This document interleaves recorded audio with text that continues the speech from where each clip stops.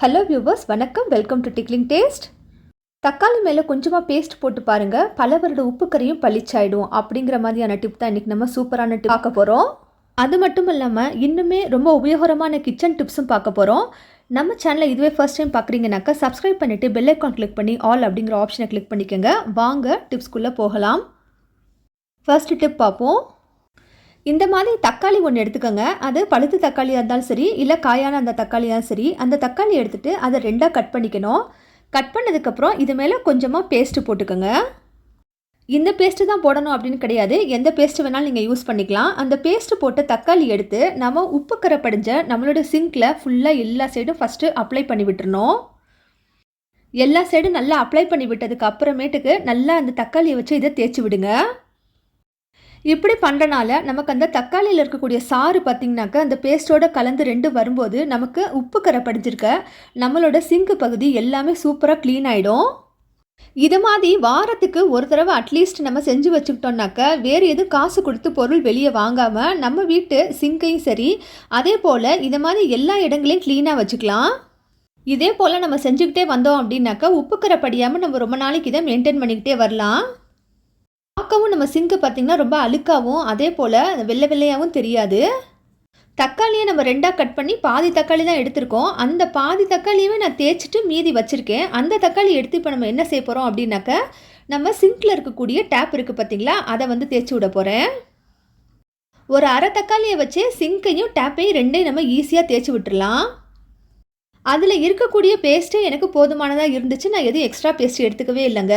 இந்த பாருங்கள், இந்த மீதி தக்காளி இருக்குல்ல, அந்த தக்காளி எடுத்துக்கிட்டு சிங்க்கு பக்கத்தில் இருக்கக்கூடிய இந்த டேப்பில் நல்லா எல்லா சைடும் ஃபஸ்ட்டு நல்லா தேய்ச்சி விட்டுறணும். இந்த மாதிரி நல்லா எல்லா சைடும் தேய்ச்சி விட்டுட்டு ஒரு 5 நிமிஷத்துக்கு அப்புறம் லைட்டாக ஸ்க்ரப்பர் வச்சு ஸ்க்ரப் பண்ணி விடுங்க. இது வந்து நம்ம பைப்பு அப்படிங்கிறதுனால கொஞ்சம் ஜாக்கிரதையாக பண்ணணும். பைப்பு எதுவும் உடஞ்சிச்சுன்னா தண்ணி வந்து நமக்கு வலிஞ்சு கீழே ஊற்றிடும். எல்லா சைடும் நல்லா தேய்ச்சி விட்டு நம்மளோட க்ரீன் கலர் ஸ்க்ரப்பர் இருக்குது பார்த்தீங்களா, அதை வச்சு லைட்டாக தேய்ச்சி விட்டிங்கன்னா போதும். சூப்பராக உப்பு கரையெல்லாம் போய் பாருங்கள் எந்த அளவுக்கு பைப்பு பளிச்சுன்னு ஆயிடுச்சு. இப்போ இன்னுமே ஒரு அரை தக்காளி நம்மக்கிட்ட இருந்துச்சு பார்த்தீங்களா, அந்த அரை தக்காளியிலையும் பேஸ்ட்டு போட்டு இதை பாத்ரூமில் இருக்கக்கூடிய பைப்பை வந்து க்ளீன் பண்ணி காட்ட போகிறேன். எல்லா வீடுகள்லையுமே நம்ம பொதுவாக உப்பு தண்ணி தான் யூஸ் பண்ணுறோம். இந்த உப்பு கரை பார்த்திங்கனாக்கா நம்ம பாத்ரூம் டேப் ஃபுல்லாக படிஞ்சு போயிடுது. அதை வந்து இன்னும் ஒரு அரை தக்காளி வச்சு ஃபுல்லாக கம்ப்ளீட்டாக க்ளீன் பண்ணி காட்டுறேன். நாம் சிங்க்குக்கும் சிங்க்கு பக்கத்தில் இருக்க டேப்புக்கும் எப்படி நம்ம தேய்ச்சி விட்டோமோ அதே போல் பாத்ரூமில் இருக்க டேப்புக்கும் ஃபுல்லாக தேய்ச்சி விட்டுருங்க. இன்றைக்கி பாருங்கள், ஒரே ஒரு தக்காளி தான் எடுத்துக்கிட்டு அதை வந்து சிங்க்லேயும் சரி, சிங்க்கு கிட்ட இருக்க டேப்பு அதே போல் இங்கே பாத்ரூமில் இருக்க டேப்பு, இது மூணையுமே நம்ம தேய்ச்சி விடுறோம்.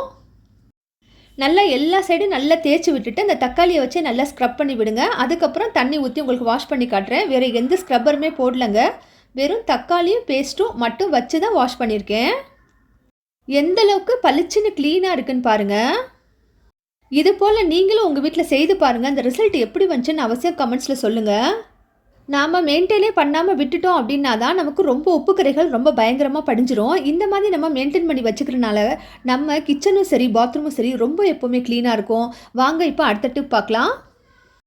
கத்திரிக்காய் நம்ம சாம்பாருக்கு குழம்புக்கு வாங்கிட்டு வந்து நம்ம யூஸ் பண்ணுவோம் பார்த்தீங்களா, அந்த மாதிரி நம்ம பயன்படுத்தும் போது கத்திரிக்காயை கட் பண்ணணுமே கருப்பாயிரும்.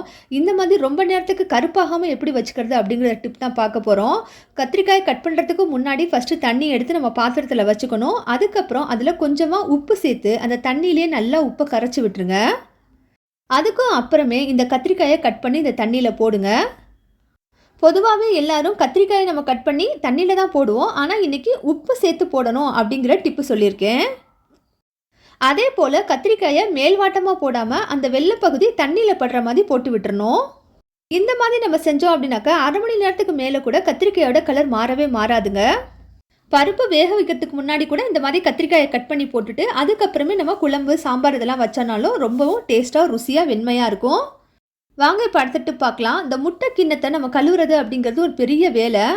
எத்தனை தடவை வாஷ் பண்ணாலும் அந்த முட்டை கிண்ணம் பார்த்திங்கனாக்கா இந்த ஸ்மெல் வந்து போகவே போகாது. அது ரொம்ப ஈஸியாக சுலபமாக எப்படி போக்குறது அப்படிங்கிற டிப் தான் பார்க்க போகிறோம்.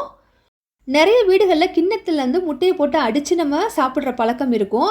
அந்த மாதிரி அந்த கிண்ணத்தை என்ன செய்யணும் அப்படின்னாக்கா அப்படியே தண்ணியில் கொண்டு போய் காட்டாமல் கொஞ்சமாக இதில் தூள் உப்பு சேர்த்துட்டு இதில் கொஞ்சமாக தண்ணி ஊற்றி அப்படியே வச்சுருங்க. இந்த உப்பு எல்லாம் நல்லா கரைஞ்சதுக்கு அப்புறமா உப்பு தண்ணியை கீழே ஊற்றிட்டு சோப் போட்டு வாஷ் பண்ணிங்க அப்படின்னாக்கா ஸ்மெல் இருக்கவே இருக்காது.